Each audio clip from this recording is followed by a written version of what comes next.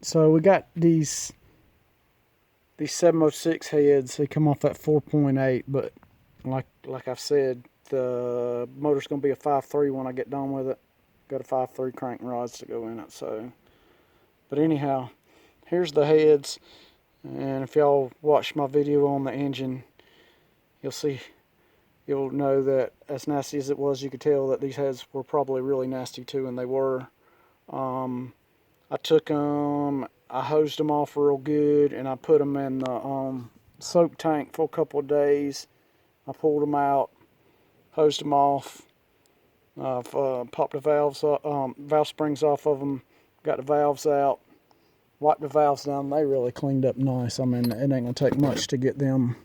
I mean, just a little light wire brushing and they'll be really nice. The intake valves actually, they wiped right off. But, so, I'm gonna rinse this head off again and put it back in the soak tank for a couple of days, and because I want them really clean. And then I'm gonna take this head right here and break it down. And this is what the head looked like before. Before I started stripping it down like I did this one. Like I said, I stripped that one down, and I'm gonna rinse it again. This one here, I'm gonna strip down and rinse it again, and then a couple more days in the tank to get them all cleaned up really nice. But they'll be like new when I get done, and then they'll get a light port job, and I'll lap the valves in because they all look like they were seating really well. So I'll just lap the valves in, wire brush all the gasket surfaces off really nice, and then reassemble them with valve springs to match the cam. And I haven't decided what cam I'm gonna run yet. I do have one cam, but I don't know if I'm gonna run it. I'm still trying to make my mind up on what kind of cam I'm gonna run, and when I figure it out, then I'll know what kind of valve springs to get. So, but y'all stay tuned. That's what I've been working on. Just trying to get this stuff ready here. I actually too, every one of these heads I've ever worked on's had broke exhaust manifold bolts in it, and some of them I've showed this in videos before, so if you want to go back and look. But all it is like some of them you have to weld a washer on and a nut so you can get them off, get them out. And some of them, all you gotta do is weld you a little piece on there that you can grab hold of with a good pair of vice grips, and you can twist them right out. I guess it fell on the, yeah, there it is. I mean, that's all it takes. Just weld a little glob on there so it's sticking out enough to put your vice grips on, and turn it right out. So I did that. Got them getting cleaned up, and then we'll get ready to assemble them up, or lightly port them and lap the valves, and then assemble them up when we get there. I don't know if y'all remember my little dip tank I made here.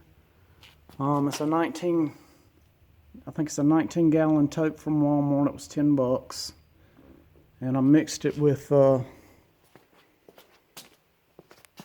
however much is out of that gallon. Was that a third of a gallon of this super heavy duty degreaser from Harbor Freight, which was $10, with 10 gallons of water. And here's the 6-liter heads, and you can see it really cleaned them up super nice. So, real pleased with the way it works. I mean, it was cheap enough. Like I said, this will be the second set of heads I've done, plus all the little small parts like rockers and the windage trays and that kind of stuff that I've cleaned out in the solution. So, and like I said, I've started on these heads. Got some more work to do on them, but I got a good start on them. Getting these ported up. And like I said, when I get them ported up, then I'll clean them again and wire brush all the gasket surfaces and lap the valves in and then reassemble them. So that's what we've been doing. We ordered the bearings for the new 5.3. So whenever they get shipped out and come in, I've got this 350 ready for the wrecker whenever I can get up there and get to it. Whenever this Corona crap settles down a little bit, I can get up there and put this motor in the wrecker. Got the shop cleaned up to a degree. So we working on it. We getting things done. The video I posted the other day where I got the power steering pump on the Grand Prix here, and we got some other things to work on. So we're not sitting idle during this time. I'm still having to work. They consider my job part of. We get a letter from the Defense Department to keep working, so that's what we've been doing. We've been working every day and then coming home and getting a little done in the shop here, and we're going to keep on. And we'll keep on showing you as it goes. So y'all stick around. Alright, so we've got all our valves numbered, and we're going to pop this head apart here and get it ready to go back in the soak tank.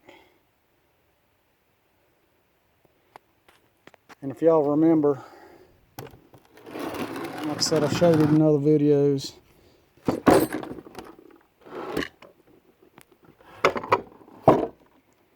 I just take a socket and put it over my valve spring like that. Just tap it with a hammer, and it compresses the spring down, and the keepers pop out. That's the quickest, fastest, easiest way to disassemble some heads, and it doesn't hurt anything, and it makes quick work out of it. So that's what we're going to do right here, right quick like. Alright, so that's what happens when you pop it a couple times with the hammer. Pop the socket a couple times with the hammer, the keepers come out. And you got the retainer and the valve spring. And that's all there is to it. I mean, really, really simple way to disassemble them. And then I usually take a screwdriver, which I dropped on the ground, and I just take and kind of pop the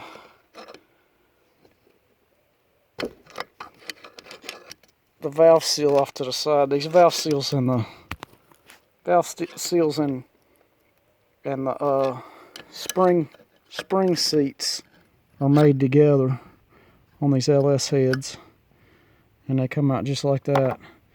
And you can see the nastiness around them and underneath of them and everything, but it's going to clean up real nice. I mean, these heads are really, they're worlds better than they were to start with. I mean, they were just cram-packed with filth and gunk and garbage. So we've gotten a lot of the stuff off of them, but like I said, we finished. Got one more spring to disassemble, and I'll give them another quick rinse and stick them back in the soak tank for a couple of days, and they'll be like new. And like I said, then we'll do a light port job, clean them up again, a valve lap, and reassembly, and they'll be good to go. So y'all stay tuned and we'll show you what it's all about. All right, later.